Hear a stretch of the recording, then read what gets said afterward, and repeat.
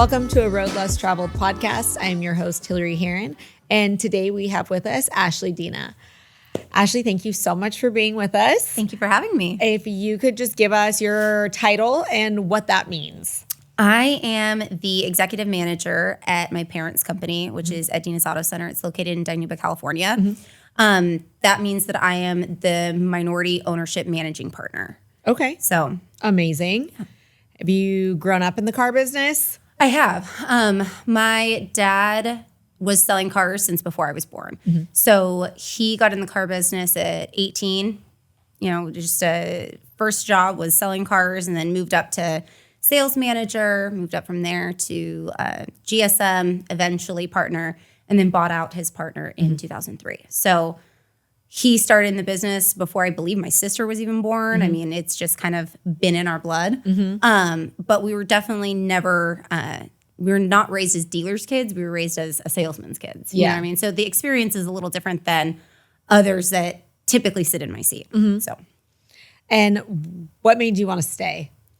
in the business, I think that in the back of my mind, it was always just there. You know, I always knew that I was going to end up working for him. When I was extremely young, I think it was like 13, I went up to my dad and I was like, hey, I just need to know how much money you make. And he said, that's an incredibly inappropriate question to ask an adult. And he asked why. And I said, well, because I need to know how much money my husband's going to make. Nice. To make sure that I continue the life that I'm in, you know? And he said, well, the real question should be, how much money do you need to make, you know? And so from that point on, he always kind of, he made it very apparent, like, you don't need a man, you don't need a husband, you are going to be self-sufficient, you're going to be financially stable by, you know, a certain age, and that's the goal. And so when he became an owner, it became something that was tangible.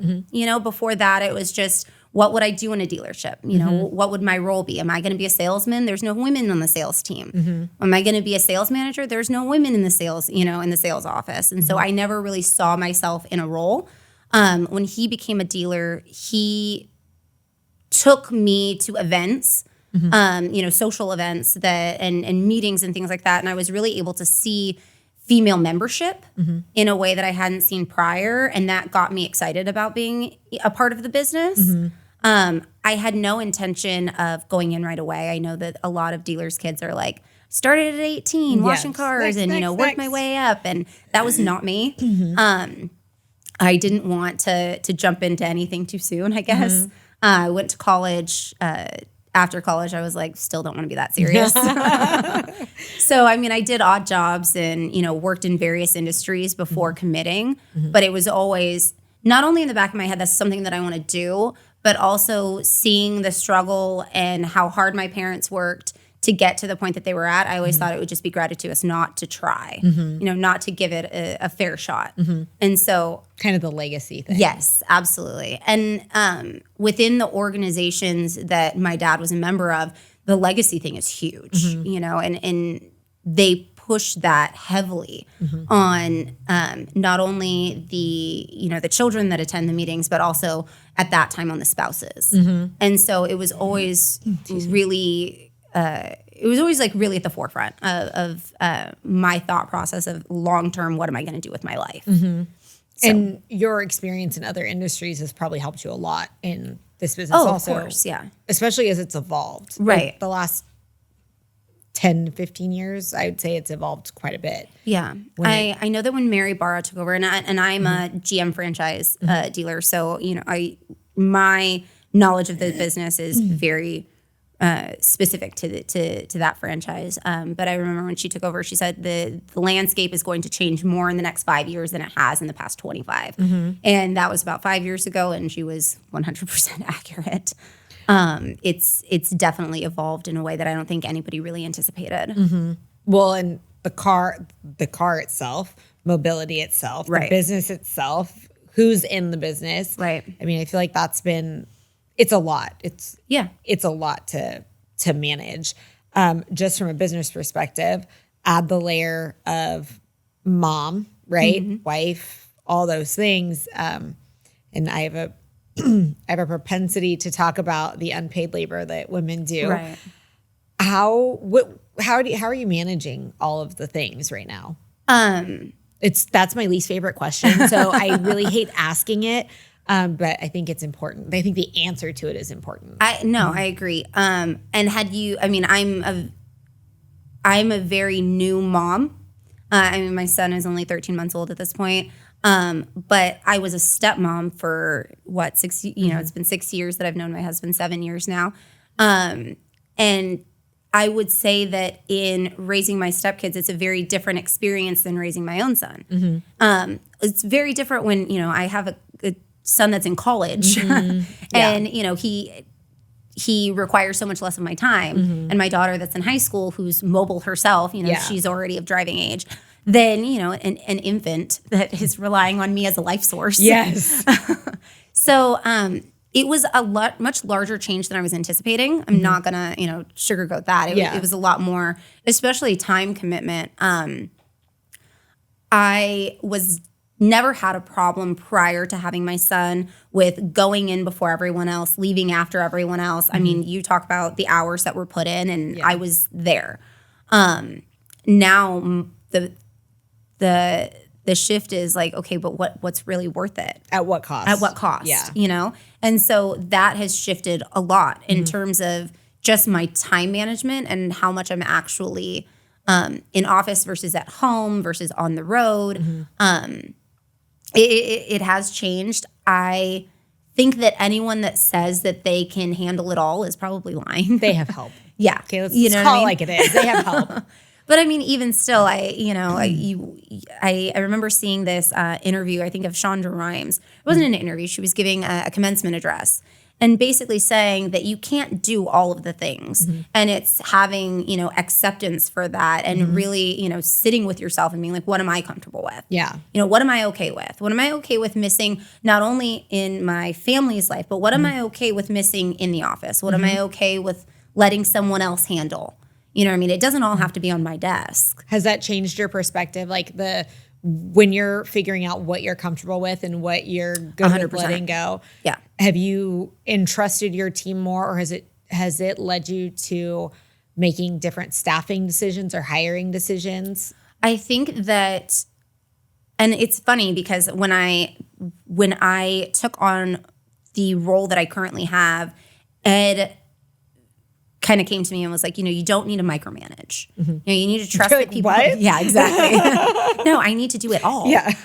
And he was like, you need to trust the people that you put in these positions because you put them there for a reason, and lean on them and rely on them. They're our team, and they're on this boat with us. You know what I mean? Everybody's got an oar. They're not paddling against you. Right. And hopefully. And I think that in the beginning I was like, yeah, but I just kind of wanted to hold things a little too close, a little too tight. And in recognizing that I was no longer going to be able to do that, it allowed me to really see how much everyone else was capable of. Because I don't think that I was really even giving them the opportunity, to take the reins on some of the things that I was holding on to too tight. Well, and that probably made them happy. They're able 100%. To achieve a higher levels of performance for themselves. Yeah. And I always said that. I mean, when my dad started taking more time away from work and people were like, oh, well, that must be weird. He only shows up, 2-3 days a week. And I'm like, no, I take that as a huge compliment. Because now I'm a control freak. I was doing it all already.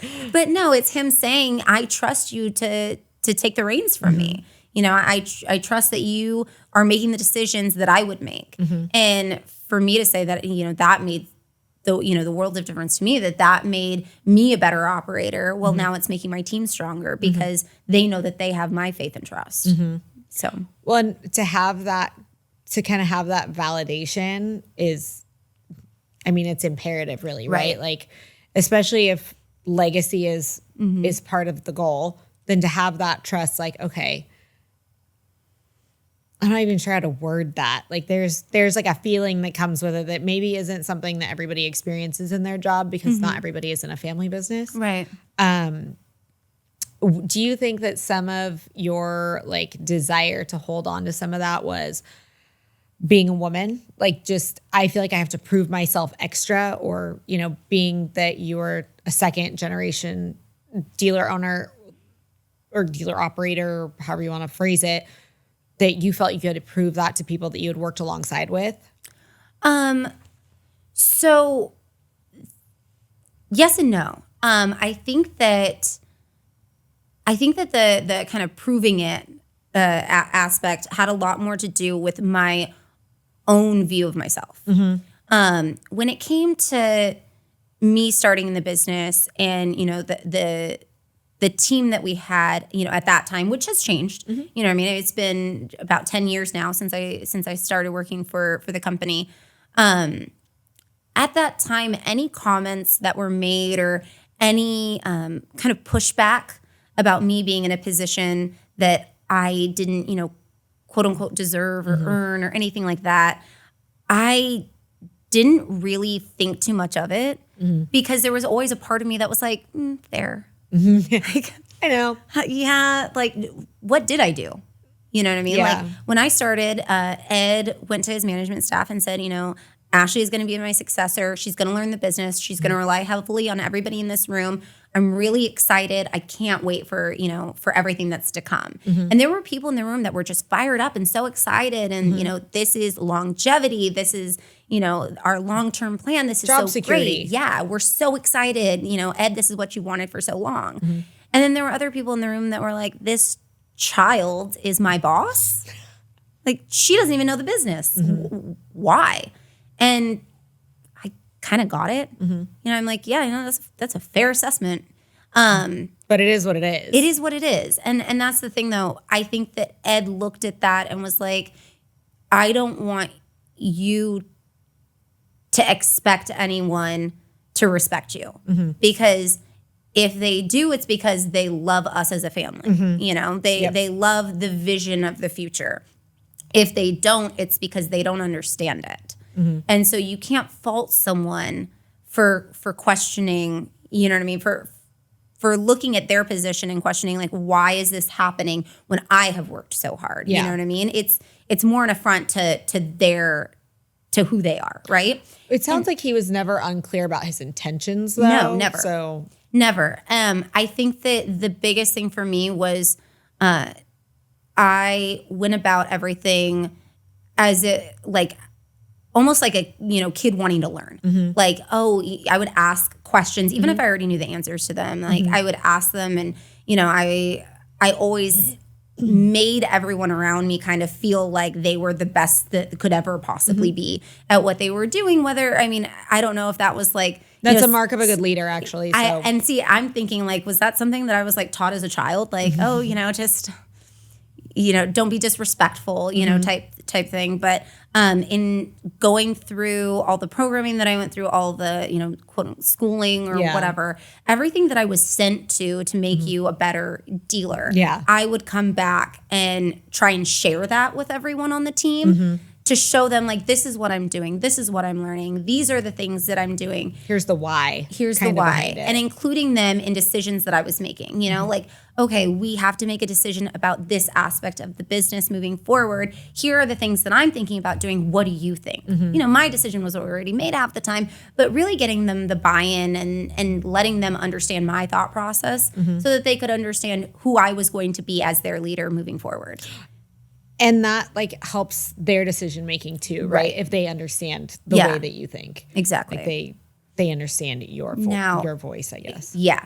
And from like the female aspect of it, I mean, I worked in service industry for a number of years before working at the dealership. So any comment that was ever made about me being a woman, I'm like, you cannot hurt my feelings. Like, sorry. Come on. I've heard it all before. Like, there's nothing that's going to offend me at that point. I think that it hurt Ed and Ida a little bit more. And probably Ed more so because Ida, you know, as a female, she understood. Yeah. But it's almost like he didn't anticipate any pushback. And so seeing or hearing from male colleagues and their question of my competence or my abilities, and his response was like, well, they're not questioning, you know, his son or his son. They're the same age. Like, why are you questioning my daughter? Like, why isn't she any more capable? And for me, I'm like, well, I get it. but he didn't get it. You know, he was very much so hurt by it in a way that I don't think he really understood at the time. I think that now, years later, we kind of laugh about some of the comments that were made, or, you know, we just kind of, you know, throw it off like, that happened. But it's hurtful. I think at the time it was hurtful for him. It was hurtful because it was the implication that that things would be different had I been a son and not a daughter. And not only that his decision making wasn't. He had chosen you as his successor, and people saying things about or questioning your competence questions his 100%. Competence or his decision making, and frankly, it's unacceptable. Really, and that's the thing. I think that the people that were members of our organization that had questions about it, coincidentally, no longer work for us, and it had nothing to do with me. I mean, everything happens for a reason and in its own due time. But it's very much so that it's, you know, if you don't trust the captain of the ship, then what are you doing? You know what I mean? Like, if you don't like your coach, why are you on the team? And so, it was difficult, but it was at the same time, you really start to understand people's character. I think that the female aspect of it over time has evolved. The age part of it has evolved as well. I mean, like we talked about earlier, I have 2 stepkids. I have 1 child of my own. I'm married. We have a house. I mean, I'm much more settled than when I entered this business at, 25, 26 years old. Like, I work here, you know? And to say I'm nearing my 40s is very different than I'm 25. You know, I'm in my 20s. 100%. And I think that people who are much more established in this business do look at the age aspect of it. You know, when you're very young, and it's kind of questioning your seriousness. Which, again, I kind of understood that too, because only 2 years prior, I was not very serious about it. My experience with that particular thing is that they middle-aged white guys in the car business, the majority of men in the car business, they'll look at the next gen guys a little bit differently. They look at the next gen girls. And for California specifically, we are very fortunate to have a number of women involved in the next gen program. Specifically through the state association, and to have a lot more female car dealers. But it's difficult to look for a female car dealer who's a mentor. Like, they're few and far between.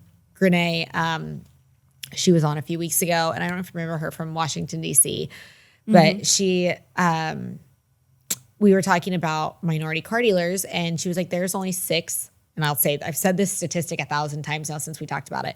There's only 6 Black female car dealers in the United States for new cars. And that statistic blows my mind. I guess this is dual faceted, right? It's minority thing and the being younger thing, and being female. So even if you're female, you're the same age as a guy in the next gen program, they look at him as more viable than you.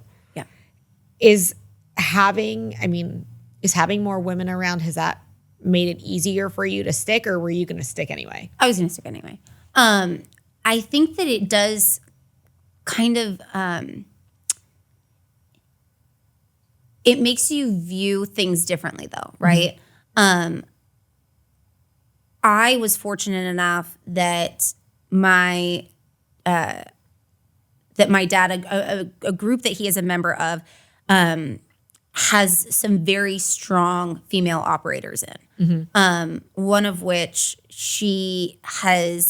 I've had multiple conversations with her, and she is probably like the biggest powerhouse of a female that I've ever met. I mean, she's got, I think, 8 or 9 stores in like 5 different states or something crazy like that. Amazing. I mean, she's fantastic, and she's first generation. Her story is incredible, but it's one of those things. It's like, well, she looks like me type thing. And she comes from similar background, and she has attained and amassed all of this success. The thing that's interesting about women like that is that the humility aspect is very prevalent. There's no entitlement. Not at all. And that's the thing is like when you think about, okay, there's only, so from the GM perspective, because I know their numbers a little bit better than, the whole of like the, NADA numbers, I guess. GM has, I believe the 2022 census was 4,035, 4,036 rooftops. And of those, 8% are minority owned, 7% are female owned, but 0.6% are women who are minorities. Or minorities who are also women. I mean, it's 0.6%, right? But the women number has also gone down. Right. Now, here's the other caveat to that, though, is how does one become a dealer? And when we're talking about generational businesses and legacy companies, it's not something you can just break into. Yeah. Of those 4,000, and plus some rooftops, they don't make more of them. There are only so many in existence, and only those are available for ownership. And at any given point, someone will at some point say, I don't have a line of succession. I don't have a plan. I'm going to sell. Now, in that instance, would you sacrifice your own self-interest and sell to someone who does not have the financial backing that, some larger auto group would have, right? That's becoming more and more uncommon. Exactly. And so to those dealers who are trying to be, trying to break into the business, you really have to, like the female that I was talking about earlier, like my dad, work for someone who believes in you and is willing to sell to you rather than taking the big money from someone else. Because they believe in you and believe in your dream and believe that you can take their company, in the same direction that they would want it to go in, right?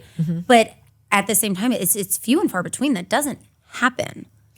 And the programs that the manufacturers, and by manufacturer I mean like the automaker, like General Motors or in our case Jaguar Land Rover, whoever has in place, are almost I hesitate to say it this bluntly, but they almost exist just to exist. You're talking about for path to ownership? Yeah.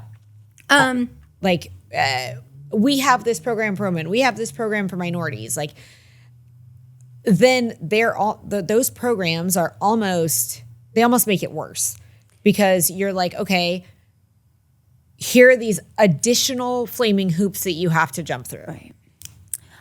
So yes and no. And it's something that in my experience, I have learned over time that it's very individualized for everyone, right?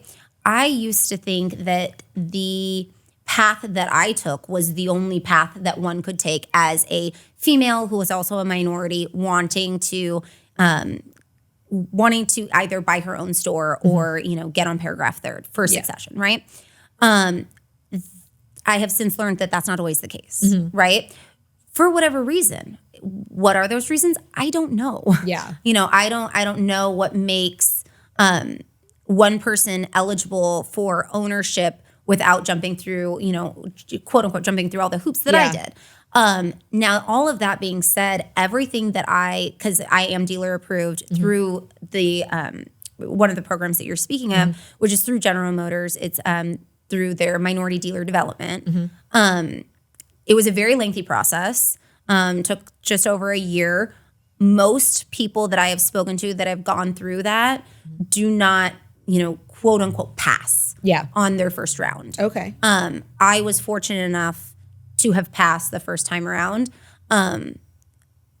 That being said, if it was a year plus for me, for some of, my male counterparts that have been through it that I've already had conversations with, they've done it 2 or 3 times.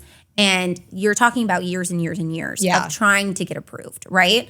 Whereas someone, who's a majority owner and their son wants to take over, you just sign the little piece of paper and you're done. Yeah. But that's not always the case either.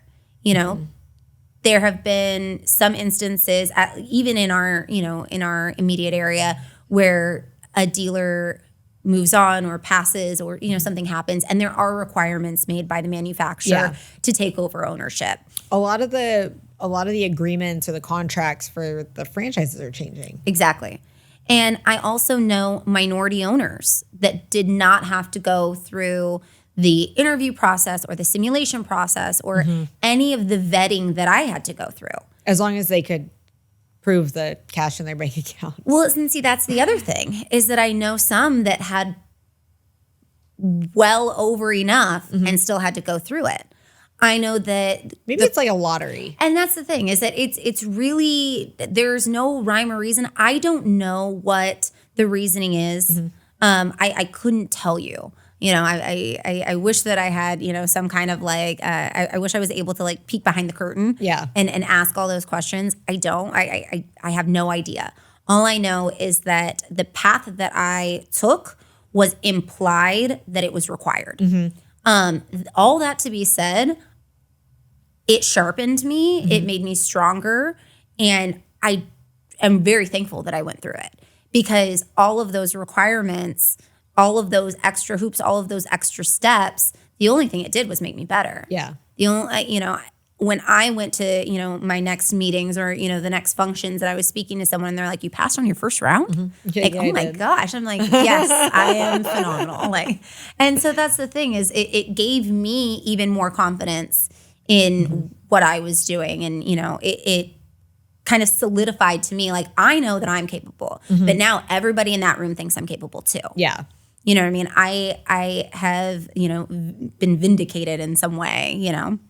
I mean, your perspective on it is what changes the game, really.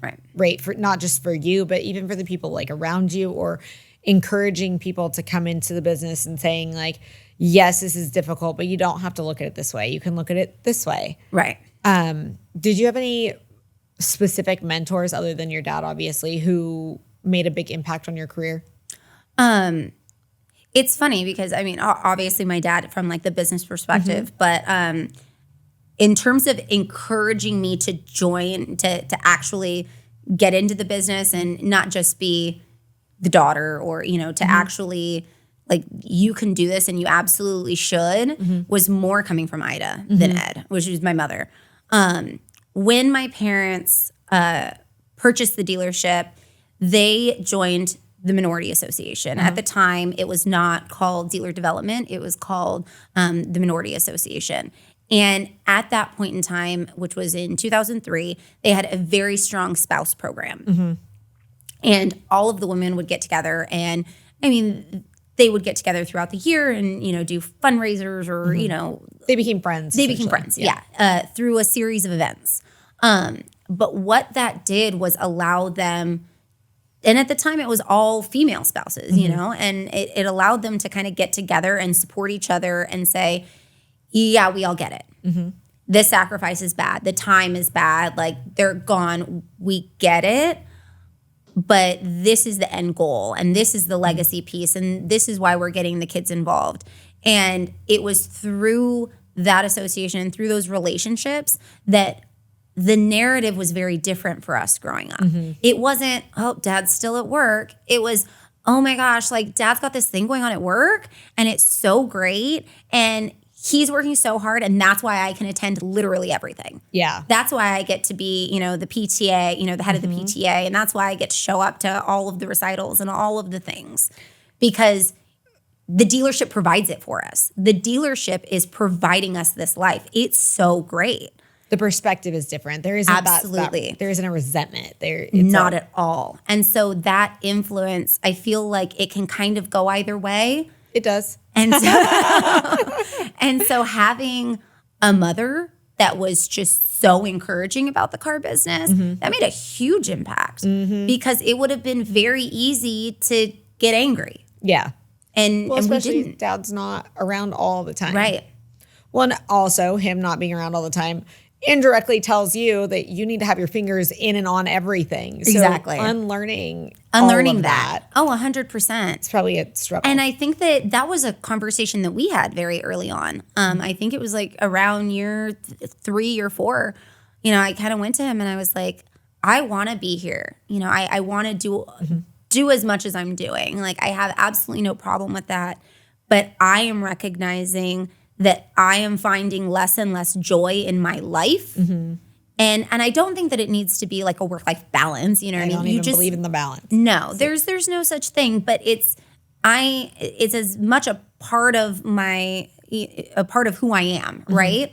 But I was finding less and less joy in the other things. And it was becoming all about work. Yeah. And I was like, I think I need to take a step and find a hobby or, do I need something. to either take up knitting or get a therapist. Yeah, I need something. to figure something out that is outside of work that I'm finding enjoyment in. And he was very supportive of that and was like, no, I completely agree. He said, and we had a very candid conversation about it where he was like, I look back sometimes, not with regret, but how much did I actually miss? Yeah. Because I don't know. Because I wasn't there, I don't know what I was actually missing. Valid. And so it was very therapeutic for us to have that conversation, for him to recognize, how much time he spent away, not just out of necessity, but also to a certain extent out of choice. You know what I mean? It is a choice. And I mean, like he tells you, rely on the team that you put in place. Exactly. You're like, same. And I think that was the thing, is that he and my mom eventually got to a point in their marriage where they decided, we want to change the way that we're living our lives. Yeah. You know what I mean? And so him and her really changing the way that they flowed through life, it allowed, by the time that I got there, he was very much so like, don't make it all about the work. Yeah. I've learned way too late in life that you shouldn't make it all about the work. There has to be some reprieve. So what are your reprieves? What are the things that you do for joy, for fun, So that's other than work? Like I just sit on my phone. Yeah, right. I doom scroll so that I don't have to think. Right. No, it's funny because I think about it sometimes when it's like, do you have friends? I'm like, well, I'm really close with my parents. Yeah, same. It's actually really good for us to spend time together, not at work, if that makes any sense. Yes. I work with them all day, every day. But when we can go over to my parents' house and just have a couple bottles of wine and just relax, it kind of brings everything back into perspective. You know what I mean? We'll probably break away. My dad and I will go and have a little chat, you know what I mean, at the end of the night. But it just brings everything back down. And it allows us to remember that, hey, I'm not just your successor. I'm not just your partner. I'm not just your employee. At the end of the day, I'm still your kid. Yeah. I'm your daughter first and foremost. And it allows us to kind of get back to that, which you'd think okay, the last thing you want to do is go and hang out with the people you work with. But in that different setting, I know it better. just makes everything so much better. Yeah. And then my husband and I, we bought property a few years ago. And every now and then when each of us have had a bad day, it's like, you want to just get a bottle of wine, just go for a ride on the golf cart, go out to the preserve and just kind of just chill for a minute. What are you doing? I'm drunk in the grass. Not like that, but it's just let's go and listen to some birds. Let's just get grounded a bit. Yeah. And recognize what's really important here, because at the end of the day, it's not helping him or me any to just sit there and dwell on what's stressing us out. Let's release it and enjoy, what we have together. And you can't pour from an empty cup, right? You 100%. have to do things that refill it or recharge you. Yeah. And generationally, I feel like some of that was lost, right? My dad was very much the same. It was very much I have to be there, I have to be working, and I have to be doing this, and I have to be doing that. And, we're smart enough to listen. If, right. I'm tooting my own horn, that it doesn't have to be that way. And there is no glory in that. No. And that's the thing though, is, you think about the way that the landscape has changed and how many dealers' kids are leaving the business. You're talking about generational businesses, third, fourth generations. You're talking about people that, I know a gal who is in Newfoundland, Canada, and her predecessors or worked on the Model T. You're talking generation long businesses, right?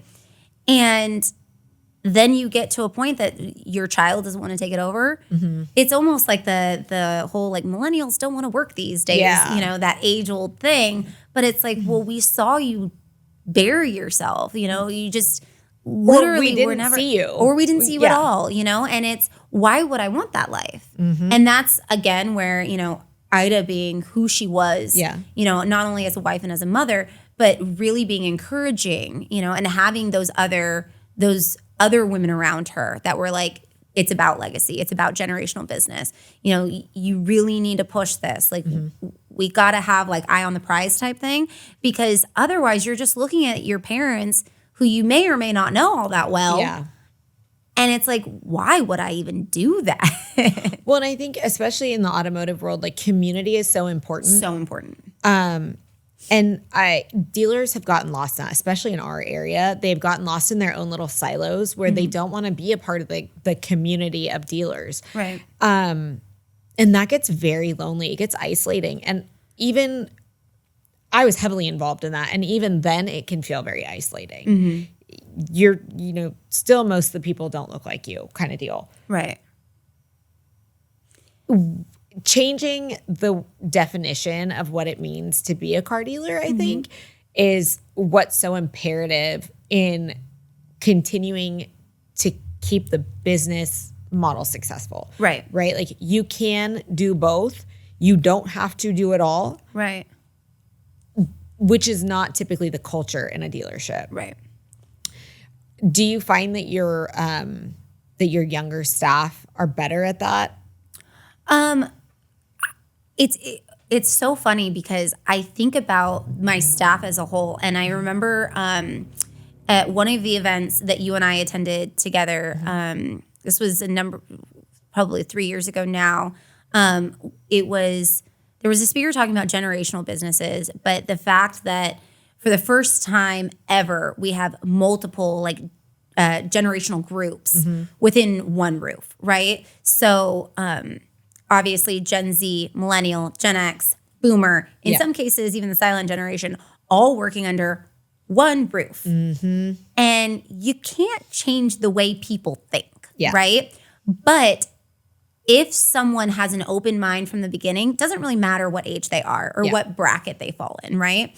So some of my, senior managers who are older from the beginning have always had like that, we're just going to pivot and move, or, what's the next thing? Like, the business is changing. I got to stay on top of it if I'm going to stay relevant. They're a little more progressive. 100%. Yeah. But I mean, again, the business has changed in and of itself. Like, I mean, every now and then I'll be, talking with my dad about some compliance issue or, I know, so something that's, changing on like the like legal side of doing business. And he's like, man, it's just not as fun. I just want to sell cars. That's, that echoes in my head from my own dad. And that's the thing, is like the business itself has changed. And so for some of those, older generation guys, they're like, this isn't fun. This isn't what I signed up for. Like, this isn't the way it used to be. But for the people coming into the business, you have to recognize, that this landscape has changed. It's not what I grew up in. It's a very different role than it used to be. And is it something that excites me, or is it something that frightens me? It's also something that it's almost all that though. Right. Like, in your professional life, as like in the role of the person that takes it all on, it's kind of the only thing that so far. Right. So I don't know what it was like back maybe in the you'll day. get burned out later. But for right now, you're like, yeah, no, it's cool. I got the energy for it. I got it. Right. Yeah. It's very different when guys talk about, well, back, it's old school was this, that, and the other. And I'm like, that doesn't even sound remotely enjoyable to me. And also, I don't think that's real. Like, whatever you were talking about, that couldn't have been the way that things definitely happened. Like means you always look at with like rose-colored glasses. 100%. And so, but no, I mean, I like when you were talking about community, it's so interesting because when we were in, we were at convention, someone had mentioned that I recently took on a role, and I said, oh yeah, I was voluntold from Hillary. And you're like, It's not what happened. And you're like, that's not, I'm pretty sure I just asked. But that's the thing. I think that at the time it's like, yeah, I kind of was voluntold because anything that you asked me to do, I was like, I got to do it. Well, I appreciate that, but I hope you don't actually feel like you had to. No, but it's almost like I remember having a conversation early on with my sister, and she's like, do you really need to do all this extra stuff? Mm-hmm. Like, what is it? Is it necessary? Like, why? Well, define necessary. Is it necessary for what? Is it necessary for my survival? No. No, not at all. But at the same time, there are so many things changing within the business, and there's so many things that people aren't aware of almost. You know, there's a lot of dealers that are kind of just flowing with it, but they don't recognize that they have the ability to make actual change. Elena Sweet and I talked about this exact issue. When you don't think that you can go talk to a legislator and make sense of what your problem is until you go and do it. Right. And so many, and I mean, anyone, not even in the automotive industry, in any industry, I'm sure can recognize that sometimes laws get passed and they don't understand why someone would logically have voted the way that they did, right? And it's because that's not how it logically functions in the real world. Exactly. But that's the thing. Sometimes it just makes the difference of a conversation because they may not fully understand or comprehend everything that we fully understand and comprehend, and how like the ripple effects, you know, will change business, right? And so when it comes to, you know, going and having those conversations and talking to legislators, I mean, how many times have we been in a room and they're like, I didn't even know it did that, or I don't even know what that means. I mean, literally every time. And how could they? You know what I mean? When you have so many things coming across your desk and so many people feeding you information and you're trying to, you know, keep track of all of it, you're going to make the best decision or, you know, vote in the best way that you think is, that you feel or that you believe is right. But if you haven't heard the perspective of the people that it's going to directly affect, then how would you know? I think that's completely valid. And it brings up a larger question, which we won't get too far into, but why are people qualified to make those decisions, first of all? And second of all, when they are making big sweeping decisions, why not engage? Why not more proactively engage the groups? Like, for example, with like the EV transition, right? Talk to dealers, talk to consumers, right? Like, can we just talk about how it's going to impact people? Right. Because I can't get from point A to point B, and I'm afraid of putting my kids in that thing. Right. And that I think that's the thing is that it's when you look at those like large decisions, especially like, I mean, EV is just this whole thing. It's a conundrum. I mean, we could go off on EV, but it's one of those things. It's like maybe they spoke to who they thought they were, you know, who they thought were the people that would give them all the answers. You know, there were conversations had. It's just that who were they with? And why did it go in the direction that it went? Who knows? I wasn't privy. I wasn't a fly on the wall. I wish I was. Same. But at the same time, it's like that's why the involvement in organizations like NADA is so imperative. You know what I mean? The only reason that we have the strength that we do as a dealer body is because we're organized, you know? And without having a number of dealers that are passionate and very involved, those organizations don't function. 100%. Right? Well, and if they are not functioning, then the greater need, and for me, it was more of like, this isn't what my consumer wants. Like, and if this isn't what my consumer wants, how do I employ these 65 people? And if I employ 65 people who have like an average of 3.25 people in their family, look at how it's affecting all of these people. Right. And that was the driver to have conversations about that stuff. Like, if we don't have that, then I don't know. It's anarchy. And that's the thing. I mean, it's sometimes sometimes I think that laws get passed because those that are in office think that they're doing something good by the American people, right? Yeah. When it comes to to like the EV landscape, I don't believe that all was considered to the extent that it should have been. And most importantly, the consumers. Because if there was a demand or a want or a need, then I feel like it would be much more favorably embraced. You know, I think that the early adopters were really excited about it, and that's wonderful. But that's probably who they and that's who they are as a person, right? And that's the thing. I think that that to appeal to the masses, you need to understand where they are at right now. You know what I mean? What are their needs currently? What are the price point that they can afford on these vehicles? You know what I mean? If we're trying to appeal to the commuter, well, what is their price point? You know? Almost none of the EVs were affordable until like last week. And that's the thing is that I think that there was a lot of excitement surrounding EV from the non-consumer, non-dealer side. And it was novel and interesting and it had a good story. Right. But it didn't have any reality. And that's the thing is that like it's almost like going to, you know, okay, so we've all been to college. Like it's like going to business school and learning business theory. Yeah. Right? It's not always applicable. Almost nothing. Right. The way that it's taught in our traditional system is the way that it exists in the real world. And that's the thing is that there's and not just the EV, there are so many decisions that are made about our business that are outside of our control that sometimes I just kind of sit there and I'm like, what are you doing? What? Why? And it's like, okay, or we're just going to pivot and move. We're going to go with it.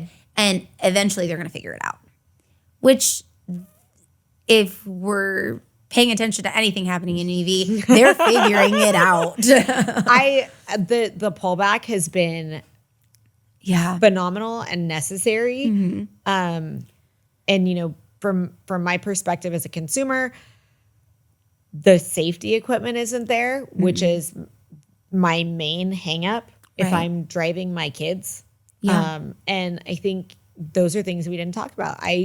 Multiple conversations with multiple legislators that are like, I didn't even think about that. Yeah. But why not? But that's the thing is if you don't know which questions to ask, you're not, you know what I mean? How would you even go about asking them? And that's the thing. It's who's asking the question and who's giving them the answers. You know what I mean? And it's like, okay, well, were there any follow-up questions to that? You know, it's the safety. It's also the weight, the maintenance. It's the safety of the technicians working on them. That is a big deal. There's so many things that people aren't considering when they have these, you know, grandiose plans of this will make the world a better place. Well, and there was one specific brand, which we will not call out by name, that positioned themselves really well. So they positioned themselves as a luxury tech brand. It had nothing to do with the car or the mobility or making the world better. No. And that's really attractive. That was really attractive specifically to younger people.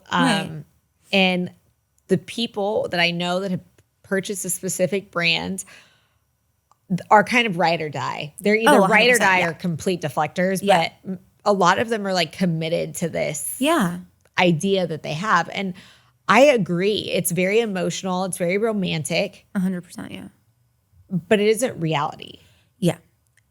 I mean, the emotional side of it is everything. Because if you're talking about purchases within lifetime, if you are a person who never buys their own home, the vehicle that you purchase is likely the largest purchase you will ever make. You know, and if you do buy your own home, cars coming in second.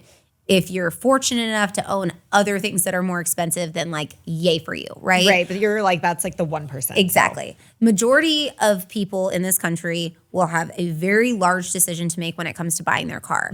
And to say that is not emotional is a farce. I mean, you are spending how much time in this thing? It's not just driving you from point A to point B. It's where you take your kids to soccer, or, you know, the car that you drove on that road trip, you know, where, you know, you met your husband, whatever it is.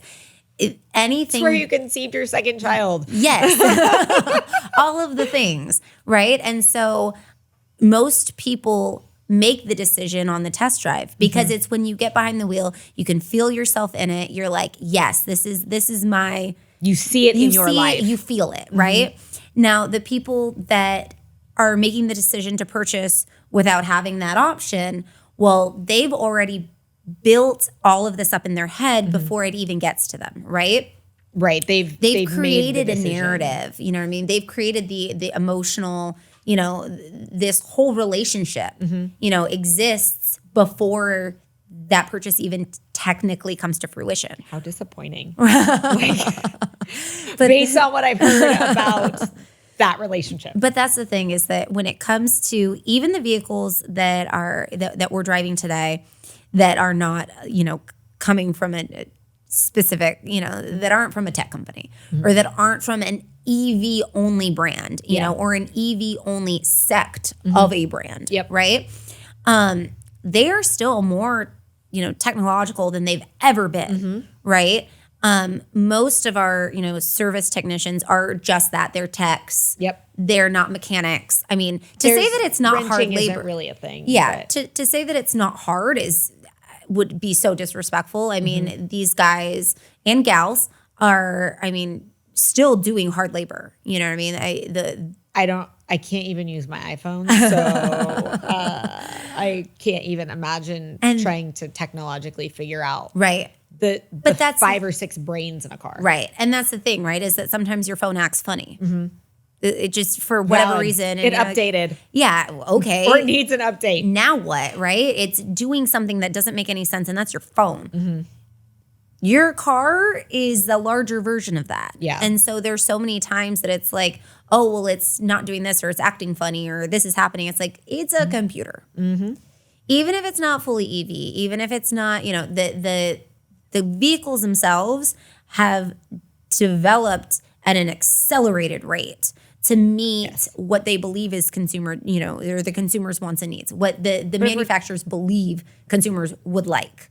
Do they, though? Because the consumers don't want it. And we're seeing that over and over and over again. It's from now from the outside for me, right? Watching companies chase the stock price to the detriment of society, almost. Well, that's a little different, but you get my point. Of course, it's fascinating and it's terrifying, and I think that there are a lot of big questions that I personally have around all of this about how are we going to responsibly dispose of these things? What happens when their useful life is over? Right. What happens when you can't recycle them anymore? Right. They go into the ground. Well, the ground grows the tree. The water goes in the ground, and that moves around, and then that grows the trees, and then it's back in the air. Yeah. And I mean, that's an oversimplification of science, but I don't know how that works. But, yeah. And then people hold on to their internal combustion engines longer. The longer those cars are on the road, the more polluting they are. We're not making anything better. No.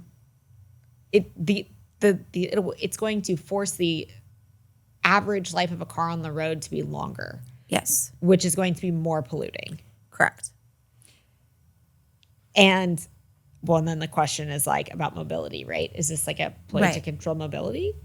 And that's the interesting thing. When you see some of these articles coming out about some manufacturers and what their vehicles are capable of doing at the mercy of the manufacturer, it's it's a little unsettling. It's frightening at best. And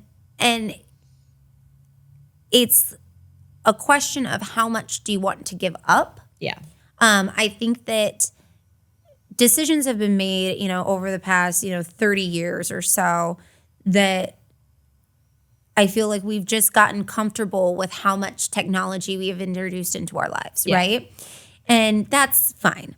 When it comes to the the safety side of it, then you start to have questions. Yeah. You know? And it's becoming more and more apparent that maybe that safety was a bit of an afterthought for some brands. I'm okay being complicit-ish, right? Like, I have my iPhone and I like being able to, drown out my thoughts with doom scrolling. Of course. But it is still, I remember when the self-driving conversation first happened, and we were probably still in high school. And I was like, well, what if somebody's really mad and like hacks into my car and like drives me off a pier? And I have not gotten any less creepy since then. So some of it scares me. Yeah. Like, I mean, it doesn't help that, and it's one of those things. I mean, you see it in media, as well. You see it in movies and in, television series that come out that, the cars turn on you in some way or AI. Or it's working, in the benefit of someone else and not the person, in control of it.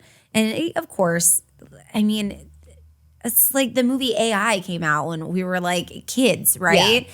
And so how long had it been around for them to make a movie about it? And that's the thing is like we've been having this conversation for decades now. Yeah. And it's just I think that the more practical conversation, at least in something that we can control, has to be about how quickly things are shifting, how lucrative it is for the company, for the manufacturers, because I mean, at the end of the day, they do have a bottom line. Yeah. And is this lucrative for you or is ICE or is hybrid? Like, what is the better decision for not only the consumer, but also for you as a company moving forward? Where's the balance? Where's the balance? Yeah. And for consumers, it's, are you ready for, the fully electric future, or do you need some time?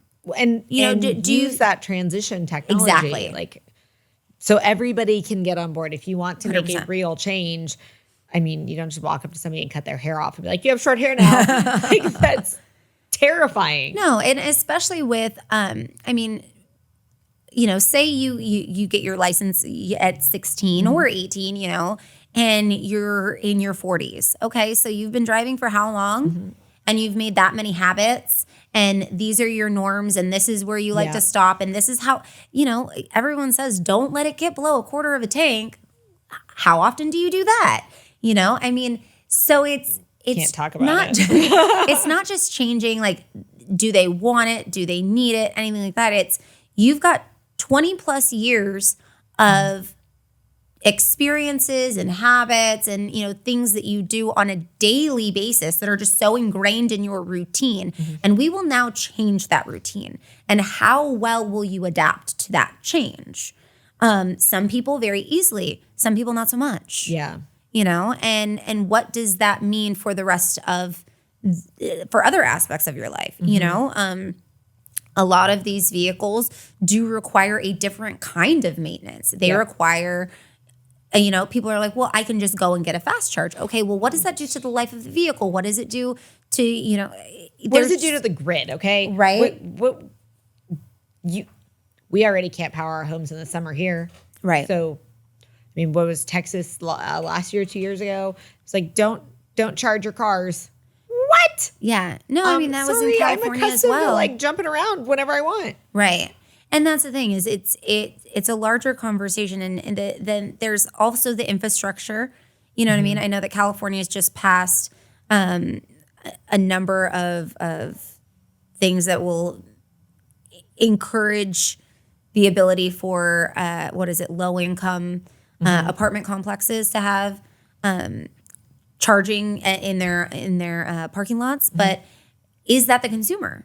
Is that who can afford the vehicle? I mean, are we wasting taxpayer money on infrastructure that doesn't directly impact the auto intenders that are going to buy these vehicles? Well, in my opinion, yes. And where you put these chargers is a big deal. The things that they use to make these chargers that are inside of them are valuable. Right. Ours was damaged immediately. Oh, yeah. I mean, then what's the maintenance? Right. Then what? Right. You know, and where you're putting them, is there supervision of them, Right. or are people able to damage them for funsies? I mean, because a lot of like you see parking lots, right? There will be like a big bank, but it's kind of off to the side or behind a building. It's hidden. It's then what? Like, Right. Then you don't know until after, Right. if something is wrong, I guess. And that's the thing is that I think that there are like kind of like the hot topics, you know, EV obviously being one of them that get focused on from like the legislative standpoint, because it's like it's the thing that that's the buzz. It's the thing everyone's talking about. And it's like, how much better would our resources be spent if we could just figure out how to get, you know, the rest of the airbag recalls taken care of. Oh God. You know what I mean? What are we, like 10 years into that now? Exactly. And that's the thing, is that there are still vehicles on the road that have not had the airbag recall completed yet. I mean, that feels like a far more imperative, you know, thing to focus on. Yeah. You know, as a state, you know. But we're past that now. We're over it. Exactly. It's no longer something that's newsworthy.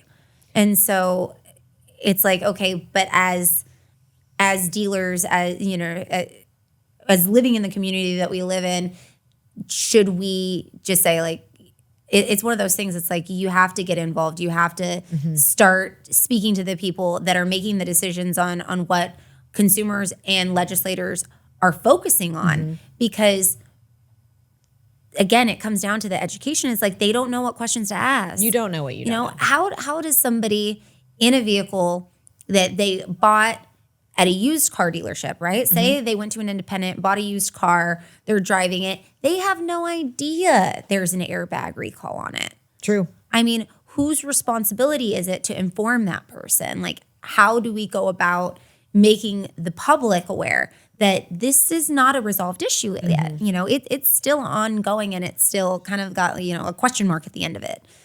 And it's the airbag recall, or, you know, road safety, you know what I mean? The weight capacity of these roads as they change with, you know, the increase of the weight of the vehicles. I mean, a bunch of topics that we could bring up to the public that is probably far more important than just the buzzworthy things that get a lot of media attention. Education. All the things that were not taught in school, but that was a conversation for a different day. I'm super grateful for your participation and your candid discussion. And I think that a lot of this conversation is probably even bigger conversations. And thank you. Just thank you for your perspective and for being here. And I hope we can have another conversation again soon. Absolutely. Thank you for having me. My pleasure. A huge thank you to our incredible guests for sharing their stories, wisdom, and breaking down barriers with us. If you enjoyed today's episode, don't forget to subscribe and leave a review. Your support means the world to me and helps spread the word about the amazing women paving the road less traveled in male-dominated industries. If you have suggestions for a future guest or topic you'd like me to explore, please reach out on social media. I'd love to hear from you. Follow me on your favorite social platform for updates and behind the scenes. Keep pushing boundaries, challenging norms, and lifting each other up.